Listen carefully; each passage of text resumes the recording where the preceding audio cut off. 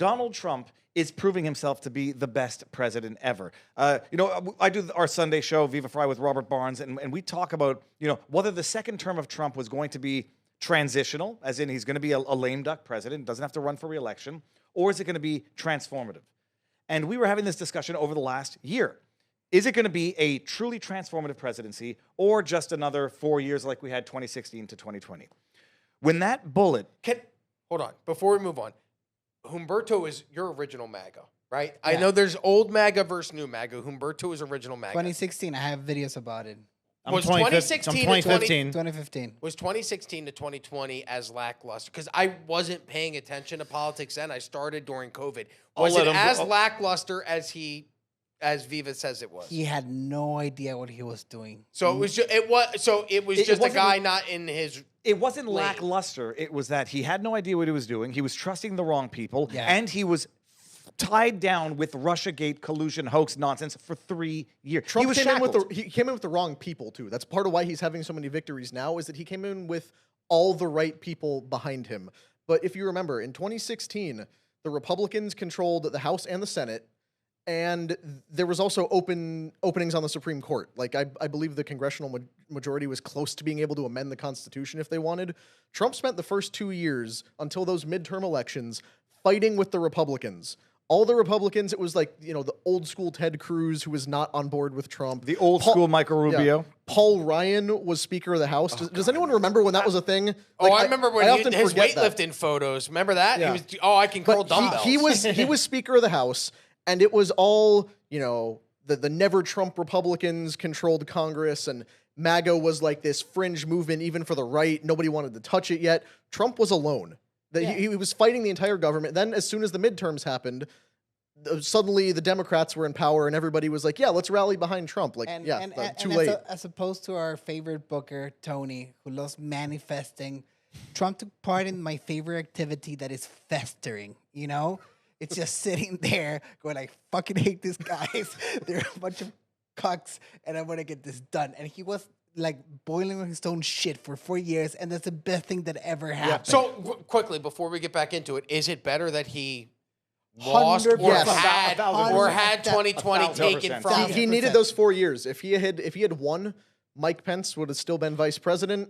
And that Bill Barr still would have been Attorney General. I'm going to run a course in power of festering. Yeah. No, but I'll attenuate that a little bit. It wasn't just the 4 years of having it had the election fortified from him, stolen.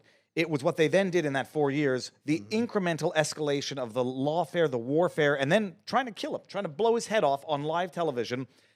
It was when that bullet missed that a switch flipped in Trump. Picked J.D. Vance the next day, allied with RFK Jr. a couple of days later. And that is when you knew he was going to be truly transformational and take the war to the deep state uni party remorselessly. They tried to kill him.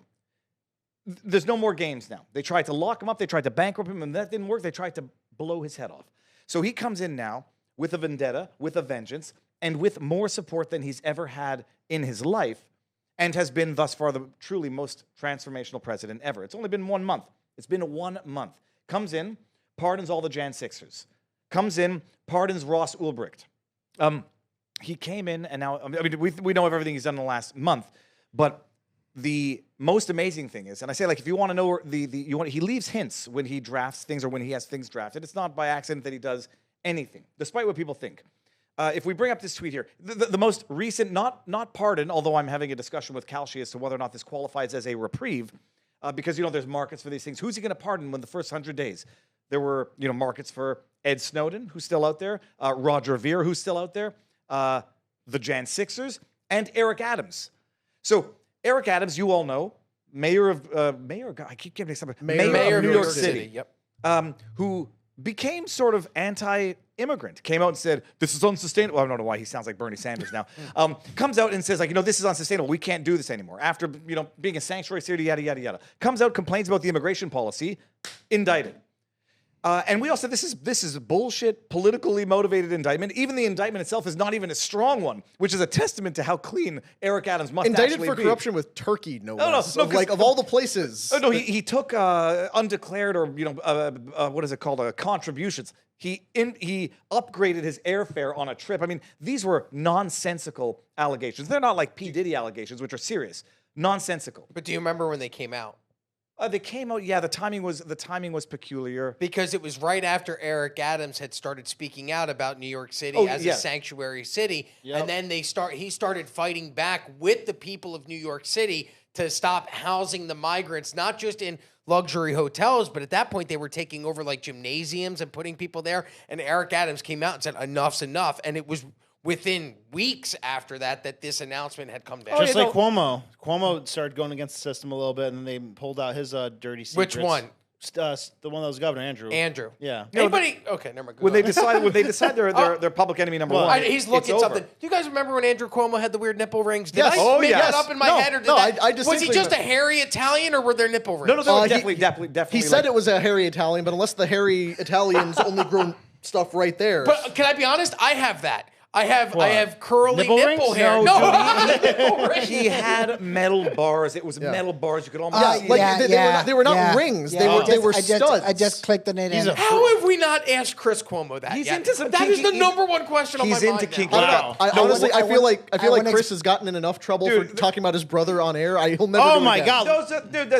Can you show the camera? No, I'm gonna you're save not- them because I'm a martyr. But you guys saw it. No, what I'm looking up is I want to be able to read what is in the letter because so they pardon Ulbricht, they pardon the Jan Sixers, and these are politically unpopular pardons for the deep state apparatus. Eric Adams, this politically motivated persecution, which is like the charges were so lame to begin with. He has directed his DOJ to drop the charges against Eric Adams, but it's the hints that he leaves in this where you have to say this is being drafted for a reason. The highlighted section here, if we're looking at this, says, first, the timing of the charges and more recent public actions by the former U.S. attorney responsible for initiating the case have threatened the integrity of the proceedings, including by increasing prejudicial pretrial publicity that risks impacting potential witnesses and the jury pool. It cannot be ignored that Mayor Adams criticized the administration, yada, yada, yada. The two reasons, if we can flip to the next one, the chat can read it as we're going. The two reasons Trump says he's directing the DOJ to drop these charges, because it would interfere with Eric Adams running for mayor again for the re-election. And the second reason was, oh, cripe almighty, now I forgot. The second page, bring it here. How do we do this when I go to the second one? Here. And the second one, which was highlighted in blue, it says, second, the pending prosecution has unduly restricted Mayor Adams to devote his full attention to the resources to the illegal immigration and violent crime that escalated under the prior administration. When he pardons someone or when he directs the charges to be dropped, it's still for self-serving reasons in a non-Machiavellian but truly intelligent way. The prosecution is going to interfere with Eric Adams' ability to run for mayor again. And, oh yeah, it's also going to impact the ability to fight the nefarious immigration policies of the prior administration. So it's a needle at Biden while he finally liberates Eric Adams from the grasps of this. But do you remember when the stuff against Eric Adams started? I just looked it up. We did a report on it. November 10th, 2023. The FBI stopped him on the street, took him into a van, took iPads from his staff members, took his phone, and just disappeared for a few hours, and then gave them back and just said thanks and never addressed it again. Oh my God. Like we knew the game was up then, and I'm reluctant to like. How is that legal? To support. It's not. They cannot comment on the legality of their investigations. I'm reluctant to support Eric Adams as one of the good Democrats because that's not really a thing. No, he's a Democrat through and through. He just had a logical stance against immigration because it's not a partisan issue when your city's being invaded. Well, no, first of all, he was. I agree with you, and it's going to be a perfect segue into the next video clip. But no, the bottom line, he's part of the problem. Period. Sanctuary city. We don't discriminate. Nobody's illegal. Shipping them off to Canada, by the way. You know that Eric Adams was buying them bus tickets and saying, go cross the border up in Canada. And then when it gets too bad where they have to cut services to citizens, to New York citizens, then he's like, oh yeah, now it's gotten too bad, speaks out about it, gets gets stung by the scorpion that is the Democrat Party. And then he has to ally himself with the right now, but only to espouse basic logical policy. What was the next thing that I wanted to show there? I think it was a video, if I'm not mistaken. Let me see here. I believe it is a video. It was, but there's two videos. Oh, skip Blagojevich. Let's go to the next one for now. He is politically homeless, and he's got nothing left to do but lean into it because unfortunately or fortunately, the right is welcoming. But you might be welcoming of people who are not to be trusted. I'm not sure about Eric Adams. He's done stupid things, bad policy. He's not beyond redemption. And I got to say, if all they got on him was that, he's a pretty clean dude. But play this and you'll see what it means now to be politically homeless and who is welcoming for the politically homeless. And can we expect a MAGA version of Mayor Adams now that it's President Trump's DOJ who seems to have given him a second lease on politics? Well, you know, the worst part for Mayor Eric Adams right now is that he has nowhere to go. He's politically homeless. He's already been kicked aside by the progressive left. So the only thing he can do is become more America first. Participate with Tom Homan a little bit more. Help rid the city of the hundreds of thousands of illegal immigrants that have come in, which is only going to upset the progressive left even more. But I think many people around the city, many normies who don't follow politics the same way we do, see what's happening. And I think that tacting a little bit more to the middle would actually do Eric Adams great favors moving into the election. We could stop here. Well, that was the end of it. And so it's an interesting thing what Trump is doing right now. Using the dropping of the charges to score political points and needle the failings of the previous administration. Whether or not you think he's going to be fully changed, he's going to get now Eric Adams on his side, by necessity or by will. And so, it's not buying politicians, but it is brokering political support of the epicenter, the jewel of America, New York City. Blagojevich. You guys know who Rod Blagojevich is. Oh, he's been on the podcast multiple times. I need to get an interview with him. I love the guy. Pardoned Blagojevich yesterday, or the day before yesterday. And some people think, okay, well, he already commuted his sentence. Why would he pardon Blagojevich? It's unclear whether or not Blagojevich wants to run for office or wants to get involved in politics, but that might be where being pardoned is a necessity as opposed to just having your sentence commuted. So play the Blagojevich clip, but this is how you politic. This is how you actually get allies in deep blue states. Blagojevich was Illinois? Yes, Illinois. Illinois. And so you get political allies while scoring political points and actually furthering your policy of a presidency. He has been benevolent. He's been a hero. He just saved Mark Fogel. And he is not Machiavellian. It's just damn good politics from what I think is going to go down as the best presidency, the most transformational presidency in the history of America. But that's what MAGA 2.0 has kind of become. Like they talked about the politically George homeless. Washington? I was going to say, at what point does he become better than Washington? Because that's the only question I think now is whether or not he's better than Did you Washington. hear what he said? We Yeah, talked he's about better his than podcast. Lincoln and Washington combined. He said that if George Washington and Lincoln ran together on a ticket, they wouldn't have been able to beat Donald Trump. I love him. That's why he says stuff. I saw him sign the transgender bill with the kids. Yeah. Right, where it was like protecting women's sports. And my favorite part is he starts signing, and mid-signature, he stops and goes, oh, I think this is going to be a good one. And then he finishes his signature, and then he holds it up, and he goes, guys, I think this is a 10. And he was so excited at his signature. I was like, that's actually endearing. Like, I used to look at that and be like, look at this dumbass. And now I'm like, oh, I love that. That is so sweet for him to be with all those. And then he turns around and hands the pens out to the girls that he signed them with. That's awesome. And you know what? He He contrasts didn't. that with Biden sniffing the Yeah, girl's I was ear. going to say, unlike Biden, he didn't sniff a single one of them. And Yeah. Brandon, I was playing dumb through your segment, and you know what I know the you answer. were. No, you know the answer to your question. What? You know what will take him higher than Washington? Oh, I know what you're saying. No, but say it. Oh, no.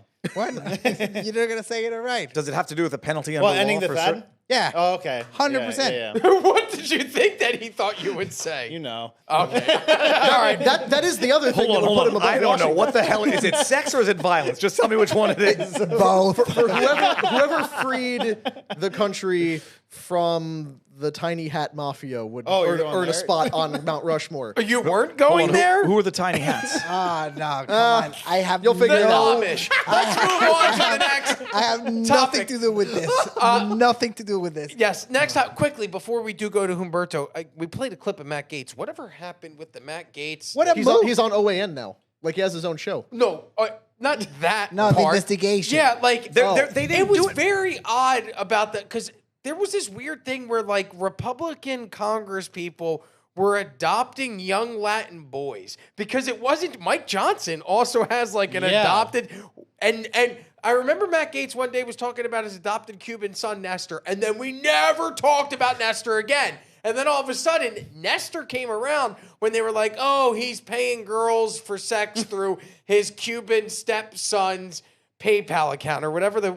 So did we just move on from that? Was Matt Gaetz actually involved in activities with underage girls? Was that to be determined? Did they close the case? Whatever happened with Might have that? been framed. They did not pursue charges. The most nefarious way to interpret it is that he might have actually unwittingly engaged in an activity with someone who was under 18, but only because she had a bona fide state ID that she was said using. she was 18. That was provided to her by someone who was trying to frame Matt Gaetz His and friend. others. Did that His friend, sound right? His friend. like So- something that was going on in an island in the middle of the Caribbean with a guy that ended up doing wealth No, because management for Leon Black and got $158 million for Well, it? there I think they knew, or they were sold as being overage, but nobody ever did any due diligence. Where he got the services of this person was off a website where they provided state IDs that were legit. So it wasn't What like do you mean the website where he got this person? So it was an escort. there was a service. I'm pretty sure it was an online service where people were providing services. I don't want to misstate any of this. No, that's okay. I'm asking because I'm inquisitive. I just remember we talked about it for a while, and then it just completely No, well, went away. because the issue is he denies having ever had relations with anyone underage.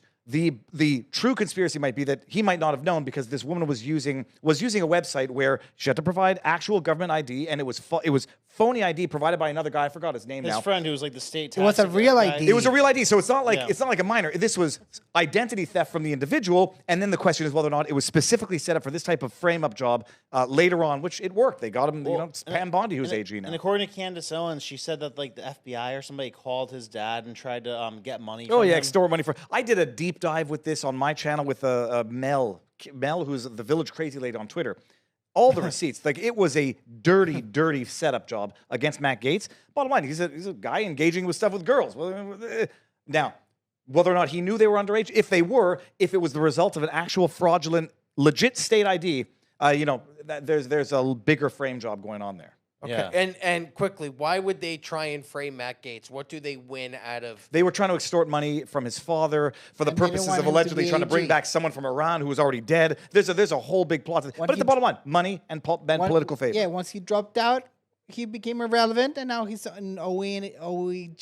OAN. But what's cool is Pam Bondi has been speaking about the Epstein files for years. Yeah. So that now we have an attorney general that wants to go in, and we have a secretary of state who wants to declassify, like Anna Paulina Luna said with Marco Rubio. And then we have Pam Bondi, who has been wanting and called for the opening of the investigation of Jeffrey Epstein for years. So look, that's why I keep going back to 66% of the chat thought that we would get the Epstein files in the next 9 days. I can't wait. I'm hoping we do. So if you like this clip, click right here. And if you want to see more like it, click right here. Stay angry, Patriots.